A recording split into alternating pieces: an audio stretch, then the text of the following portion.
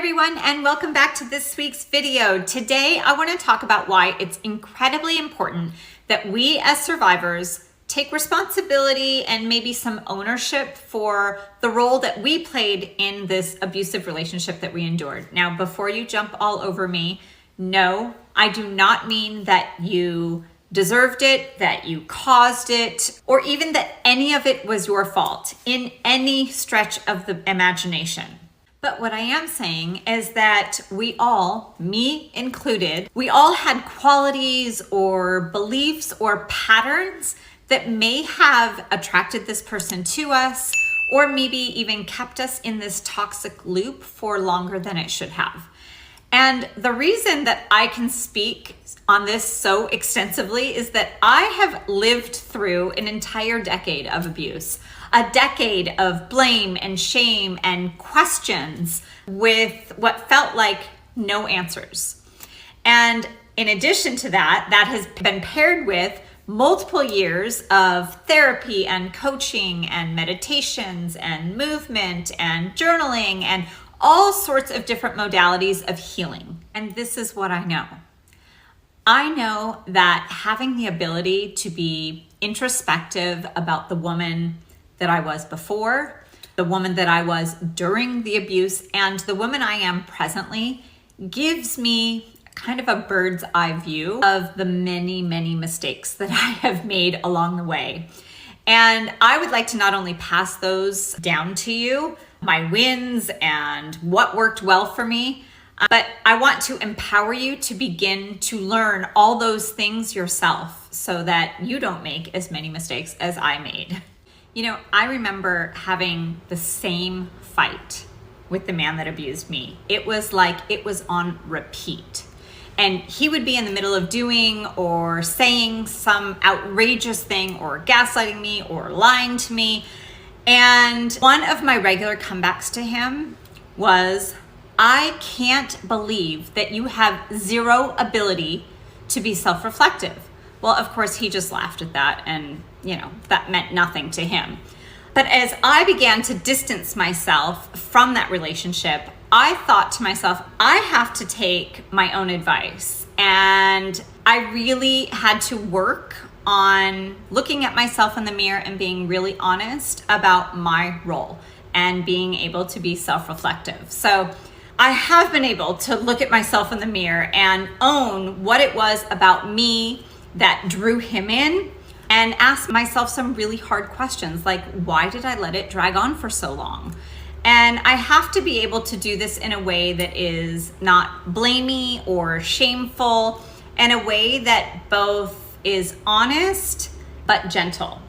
So I'm really confident that you're going to be able to extract a few of these really self-reflective moments for yourself in this video, and that if you allow yourself to do so, that it will be transformational for you. So I want to unpack 3 things that maybe you need to own about yourself during this cycle, and some hardcore actionable steps to kind of ensure that you never allow these slip-ups to happen for you again in your future relationships. And for each one of these, I'm also going to talk about how to heal it so that it never controls your life again. So let's get into it. Let's start with, I wasn't stupid, okay? I wasn't broken. I wasn't asking for it, but I was naive. And I had never experienced a person like this up until I did. And I know that this is not everyone's story, and some people actually are the opposite of that. And this is kind of what was normal for them and what was expected in their lives. But that wasn't my experience. So I wanted to believe in good. I wanted to believe the sweet version of them that at the beginning was real. And I wanted the fantasy more than I wanted the facts. And that led me to ignore red flags that were loud and clear. Some of the red flags were, they moved too fast. They made me feel like I was their entire world overnight. They love bombed me and then they withdrew. They twisted my words. They played the victim and blamed their past for anything that was happening around them. I saw all those things. My body even felt those things, but I dismissed all of them. And I told myself, it's not that bad. Everyone has flaws. Maybe I'm just being too sensitive. Why did I ignore those things? Because I didn't want them to be true. Because I wanted connection more than I wanted clarity. And so the hard question that I have to ask myself is, what was I missing in my own being that somehow justified only crumbs as being enough for myself? And then I have to fix it. So how do we fix this? How do we stop ignoring red flags? And this is how we get real with ourselves. And how to get real with yourselves? You start believing what you see, not what you hope. And we start to honor our gut reactions, even if those gut reactions are really inconvenient for you. We slow everything down. Love does not have to be rushed. And most importantly, we stop seeing kindness as a reason to abandon our own discernment. Being loving doesn't mean that it's okay to be blind, right? You can be hopeful and cautious. You can be compassionate and protective. You don't have to change who you are. You just need to trust your instincts more than you trust their words. And so this is how I want you to do it. I want you to grab a journal, create a red flag resume, right? This is a red flag resume from your previous relationship, your previous toxic relationship. And step by step, line by line, I want you to make a timeline of your relationship, either month by month or maybe just key phases in the relationship. And I want you to write down the moment that gave you that off feeling, whether you ignored it or you explained it away or maybe you minimized it. Then next to each one of those, I want you to jot down what you told yourself to justify it, right? And what this is going to do, this practice is going to train your nervous system and your subconscious to start recognizing patterns instead of rewriting them into false hope.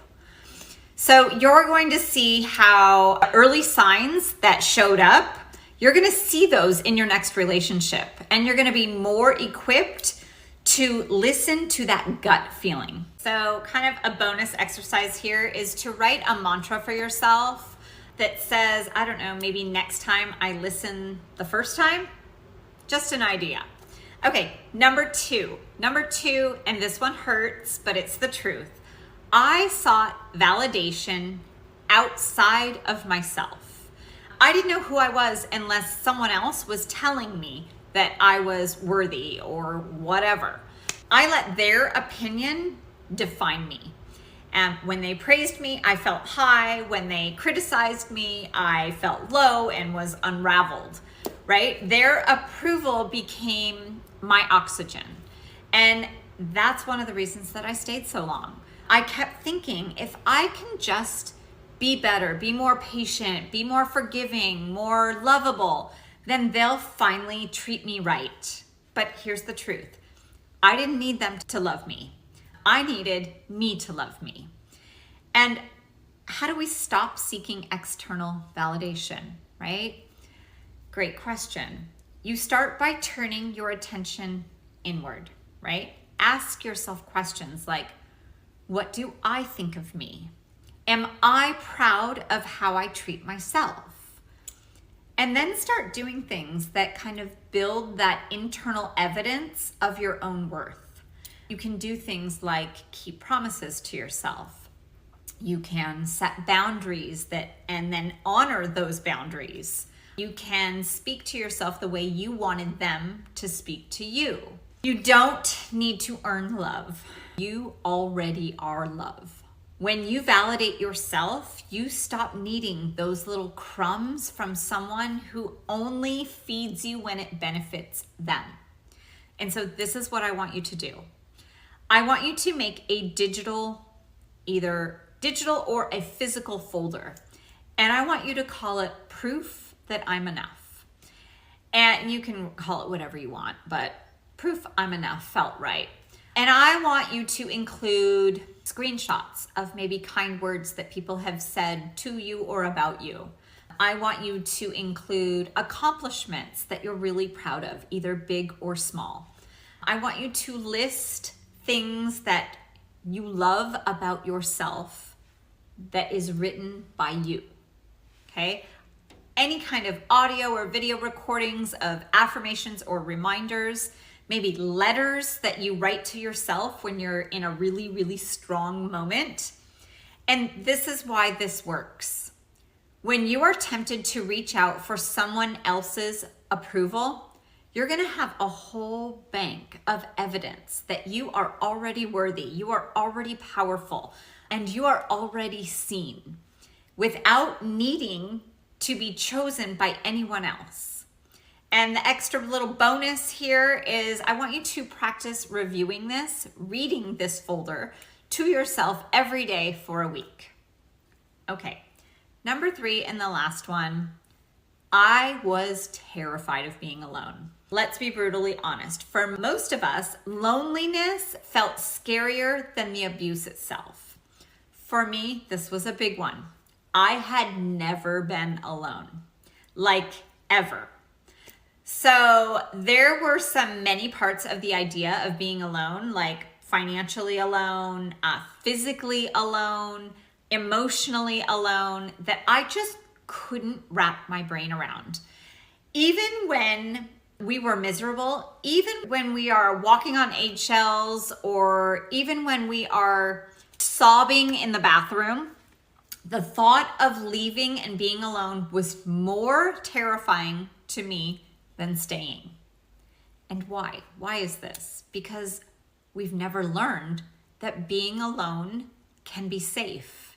See, we thought that our value came from being chosen, right? Or at least I did. We thought that a relationship, any relationship, was better than being by ourselves. So we clung to that. We white-knuckled that. We tolerated and we compromised.